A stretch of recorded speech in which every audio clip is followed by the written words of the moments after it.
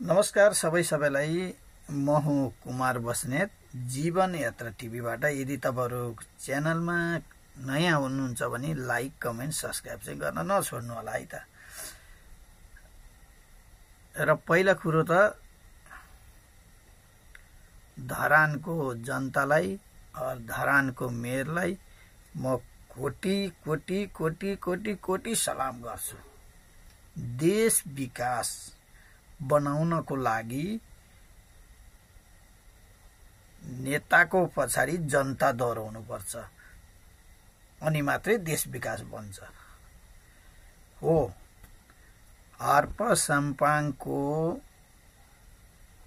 मेहनतलाई मान्नुपर्छ, सबै देशले मान्नुपर्छ। नेता हुनुपर्छ त्यस्तो है। हामीले साथ दिनुपर्छ, उहाँलाई जति साथ दियो भने त्यति उहाँ अगाडि बढ्नुहुन्छ हैन। तपाईहरुले हेर्नुस्, अहिले उहाँले दुई कुरा भन्नुहुन्छ, पछाडि म उहाँको जो ब्याकग्राउन्ड राखिरहेको छु, उहाँको केही कुराहरु पनि म हजुरलाई सुनाउने छु। र भिडियोलाई म धेरै लामो तानतुन गर्न चाहन्दिन है, तपाईहरुलाई बोर लाग्न सक्छ, भिडियो बोर हुन सक्छ। त्यही भएर चाहिँ तपाईहरु अब सिधा हामी उहाँकै मुखबाट कुरा सुनौ। के भन्नुहुन्छ त उहाँले? हस्त मैले अघि भनिसके, हरेक मान्छेलाई म बोल्न सिकाउँछु यो देशमा। हिजो म कसरी निस्किए, मेरो अभियान, मेरो तपाईको जीवनी तपाईहरुले यसो हेर्दा पनि हुन्छ। कोही कसैले मलाई पत्ताउँदैन थियो, एक्लै कराको 10 वर्ष लाग्यो धरानले मेरो आवाज बुझ्नलाई।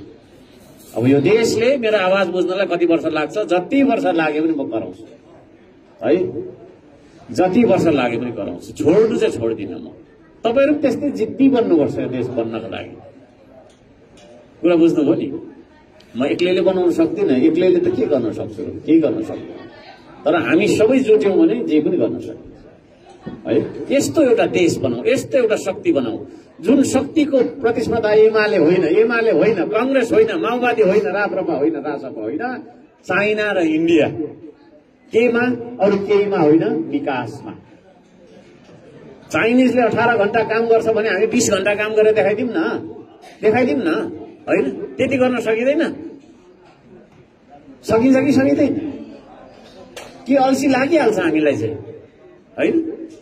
त्यसले गर्दाखेरि काम गरेर चाहिँ हाम्रो देशलाई अब माथि उठाउनु पर्छ।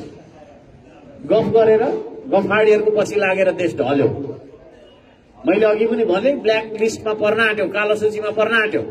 ग्रेमा त गइसक्यो, ग्रे पछाडि ब्ल्याक आउँछ अरे। ब्ल्याक लिस्टमा भयो भने भोलि हाम्रो चाहिँ पासपोर्ट पनि खोसिन्छ, अनि विदेशबाट पैसा लिएर खाँदै गरेको पनि तपाईको चाहिँ हैन टुङ्गिन्छ। अनि त्यहाँदेखि यहाँ के हुन्छ?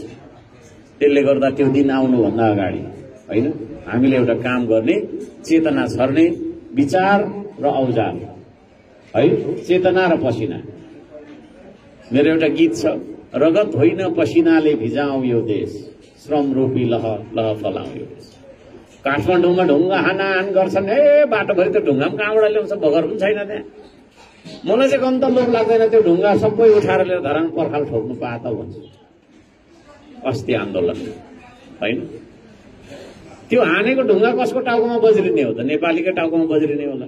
कसले हानेको त? एउटा नेपालीले नै हानेको। को ठुलो भयो त त्यसमा? त्यो ढुङ्गा हानेर टाउको फुटाफुट गर्ने खेलमा बिचरा प्रहरी दाजुभाइ पनि यही हुनुहुन्छ। कम्ता शास्ति छैन। नगरौं, अब जागिरले खटाएको त्यही छ, आदेश त्यही छ है। प्रहरीलाई ढुङ्गा हानेको छ, प्रहरीले पनि घरिघरि लाठी हान्नु परेको छ। यो सिलसिलालाई अब हामीले रोक्ने गरी सही मार्गमा हामीले देशलाई दौडाउनु पर्छ है। मैले भन्ने गर्छु नि, यो धनकुटालाई तपाईहरुको पसिनाले छपकै भिजाउनु न, छपकै भिजाउनु क्या। हरेक कुनामा खोर्सानी फलिरहेको, हरेक कुनामा टमाटर फलिरहेको, हरेक कुरामा चाहिँ गोलबेडा के अरे तपाईको आँप फलिरहेको, लिची फलिरहेको, त्यस्तो बनाउनु त यो तपाईको धनकुटालाई सक्नुहुन्छ? सक्नुहुन्छ कि म आएर बनाइदिउँ?